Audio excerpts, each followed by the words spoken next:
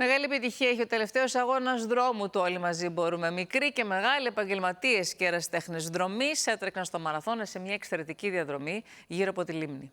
Πάμε, όλοι στη γραμμή εκκίνησης. Έτοιμοι, 3, 2, 1, φύγαμε! Το σύνθημα δόθηκε και χιλιάδες δρομείς έτρεξαν με το Όλοι Μαζί Μπορούμε σε μια ιδηλιακή διαδρομή περιμετρικά της λίμνης Μαραθώνα μέσα στη φύση.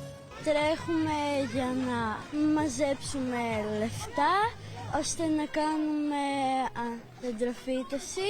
Αγαπάμε το περιβάλλον και ήρθαμε να στηρίξουμε την οργάνωση. Θα σώσουμε τη φύση. Συγχαίρουμε το Sky διαχρονικά για τις πρωτοβουλίες αυτές. Είμαστε φανατικοί, πήραμε και πέρυσι μέρος. Η εισφορά μας, τα όποια ευρώ, να πιάσουν τόπο. Ένα δεντράκι. Περισσότεροι από 1.000 ενήλικες έτρεξαν στις διαδρομές των 5 και των 10 χιλιόμετρων. Με τα χρήματα που συγκεντρώθηκαν από τις συμμετοχές θα αγοραστούν δέντρα για να φυτευτούν στην περιοχή της λίμνης Μαραθώνα που κάει και τον Αύγουστο του 2024. Τις δυνάμεις τους ένωσαν για μία ακόμη φορά, μικροί και μεγάλοι, και έτρεξαν για τη φύση και την προστασία του περιβάλλοντος εδώ στη λίμνη του Μαραθώνα. Κάνεις και ένα πολύ μεγάλο καλό να βοηθήσεις για να ξαναγίνει αυτό το μέρος όπως κάποτε ήταν, ενώ παράλληλα κάνεις και καλό στον εαυτό σου. Καταπληκτική διοργάνωση, μια υπέροχη Κυριακή. Ευχαριστούμε πάρα πολύ το Όλοι Μαζί Μπορούμε που μετά την Πάρνηθα διοργάνωσε αυτή την όμορφη δράση, τη σπουδαία.